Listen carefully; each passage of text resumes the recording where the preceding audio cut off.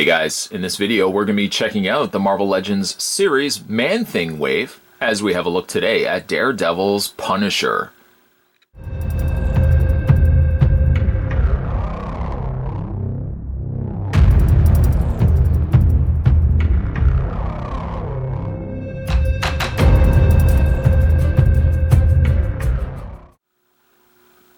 Though his appearance in the Marvel's Netflix universe is fairly recent, you can track Punisher's origin all the way back to Amazing Spider-Man number 129 back in 1974. The figure stands a little over 6 inches, about 6.5 inches to be exact. And for his Build-A-Figure piece, he comes with the other arm for Man-Thing. So let's reach off camera. Let's grab where we've left off and try not to knock Punisher over in the process. Grab the other arm, pop it into place. Now all we need is a head, and the head is going to come included with the Netflix Daredevil. Looking forward to doing that. Moving to the side, let's retrieve poor Frank Castle who's fallen over, and let's have a look at this fantastic looking figure. Now before we do that, let's have a look at some of his accessories, one of which he comes with a very small pistol. Not really much in the way of paint. Instead, it looks like it favors just a molded silver plastic. Gets the point across. And for much larger firepower, he comes with a, I don't know the actual term for this firearm. It's not quite an M16, but it's a little rocket launcher down below. Very heavily fire-powered, rifle or machine gun for him to be wielding. And generally, for display purposes, I could probably find myself putting it into his one hand and going for that very trademark sort of angled up pose, which I think is going to look quite good for this particular figure. We'll take that out of his hand and we'll just put those to the side. Now the figure itself, I have to say, I'm really impressed. Not only have I been really impressed with this this Punisher figure, but I've been pretty impressed overall with this Marvel Legends series as a whole. Like, some really stellar figures in this lineup. Punisher is absolutely no exception whatsoever. He really looks good. In fact, I would almost say he's an argument as to perhaps the fact that you seldom get Marvel Legends figures that look better than the Marvel Select figures. We haven't yet to get a Marvel Select version of this Punisher, but I have to say, Marvel Select would have to try pretty hard to trump this being one fantastic looking sculpt. It does look like John Bernthal, I think that's how you pronounce his name, who of course was Shane in The Walking Dead and has now gone on to play Punisher in his appearancing in Daredevil, and then of course he's going to get his own series. Looking forward to that. But I have to say, it does look quite a bit like him. I like the little bit of shading that they added to his facial area and the back area here, indicating that it looks like the hair's now going to start growing back, like he's going to get, like a little bit of stubble there eventually. He has some bruising on his face. Of course, for Punisher, you got to give him a little bit of bruising. This, I don't think, is intentional. That, I think, is a little bit of paint that has just splotched itself, or a little bit of line of paint that's just on the top there. I don't think that's intentional, but the rest of the figure's paint job is pretty good.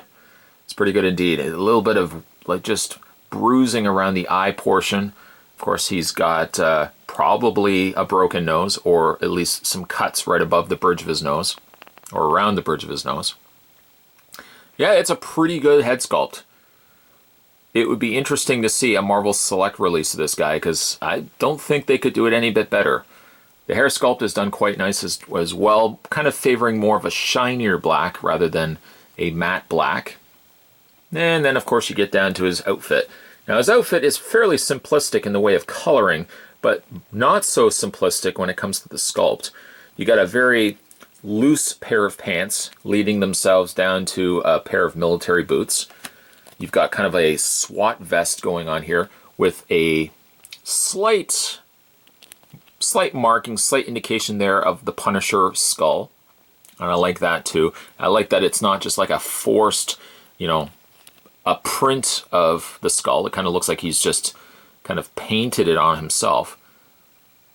But he would have to be armored. He can't simply just be wearing a t-shirt and hope that he doesn't get shot. Frank Castle's a fairly smart guy. I can imagine, he's not going to be going out into the trenches without some heavily armored up outfit going on here. It definitely looks like he's got that in the torso. I like that he's got the jacket. I kind of wish the jacket could be removed, and to some extent, you could remove it and just pretend that this is the same, like he's wearing kind of like a baggy, like SWAT shirt underneath the vest. You could kind of pull it off that way. It's not going to look 100% right, but at least it's going to be a little bit more accurate than if you wore like a very bright colored shirt, and clearly these are part of his of the jacket. So, you know, you could technically take this off if you wanted to, simply just pop the arms off and just slide it right off.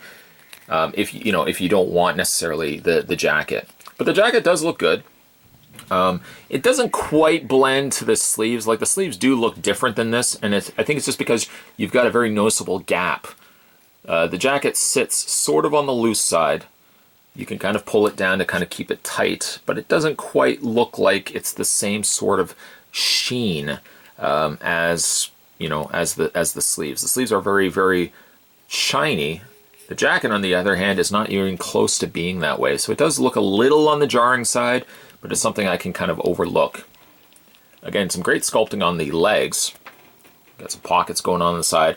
The little peg holes obviously are always going to be apparent. There's not much you can really do about that.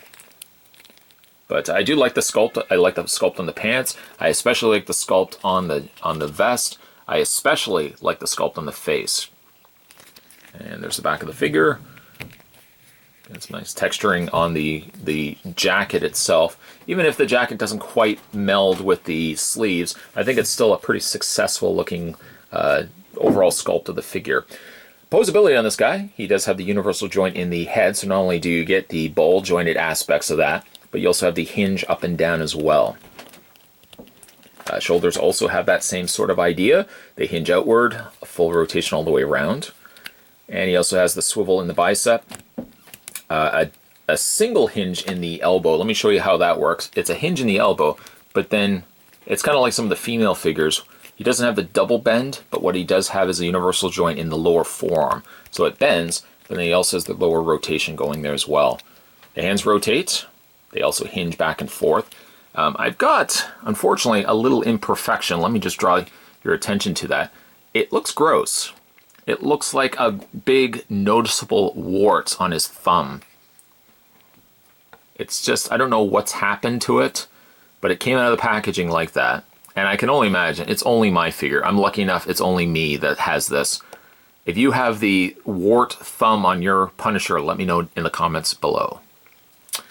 Then for the torso is on an upper torso ball joint. So it rotates all the way around. The legs split out, a forward and back motion, a swivel cut on the top portion of the thigh. Here is where he gets the double hinge on the knee. While he doesn't necessarily get in the elbow, at least he gets that in the knee. He doesn't get any rotation, it seems, in the boot, but he does have the hinge back and forth, and he also gets himself a very slight rocking in the ankle here. Looking at another figure released from the Man-Thing wave, I gotta admit, again, this line is really solid with some top-level entries in the way of figures. I've been super impressed so far. I don't think my level of being impressed has dropped at all now looking at the Punisher. The Punisher is still another great-looking figure. We haven't looked at Daredevil yet, but even just judging by the way the figure looks in the packaging, I think that's also going to be a really great figure. The hardest aspect of this line is going to be finding the weakest figure. I think a top 3 may very well find itself becoming a top 5 when it's all said and done. Let's not get ahead of ourselves, though. Let's have a look at Punisher. Punisher really is a great-looking figure. There's very few little nitpicks I can make, really, about the figure as a whole. Sure, he could come with some extra firepower, but the head sculpt is really good. The costume's really good. The jacket to sleeves is about maybe one of the smallest gripes I could make, where they don't quite look like they're the same material. And then, of course, the elephant in the room, the big wart that I've got on the thumb of my Punisher, is probably not going to be across the board. It's just lucky I'm lucky enough to have gotten it on my figure. So I can't really say that that's a nitpick, because that's probably just a QC issue relating only to my figure. Other than that, paint's pretty clean, the sculpt's really good, the likeness is quite good as well. I'm pretty happy with how Punisher turned out. If you haven't had a chance to pick up Punisher for yourself, or really for that matter, any of the other figures from the Man-Thing wave, make sure you head now over to Big Bad Toy Store, and you can currently get this wave before it sells out. So far, I'm really impressed with this wave, and I can't wait to open up the Netflix Daredevil, which is going to be the review right after this. Today, once again, we're having a look at the Man-Thing wave. This was Netflix Punisher figure, and of course, one more figure to go before we have a look at Man-Thing.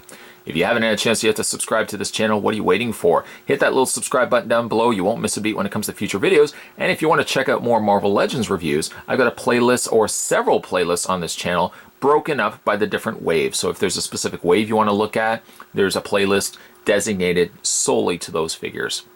As always, guys, thanks for watching as you always do. Thanks for commenting down below. I'll see you guys next time.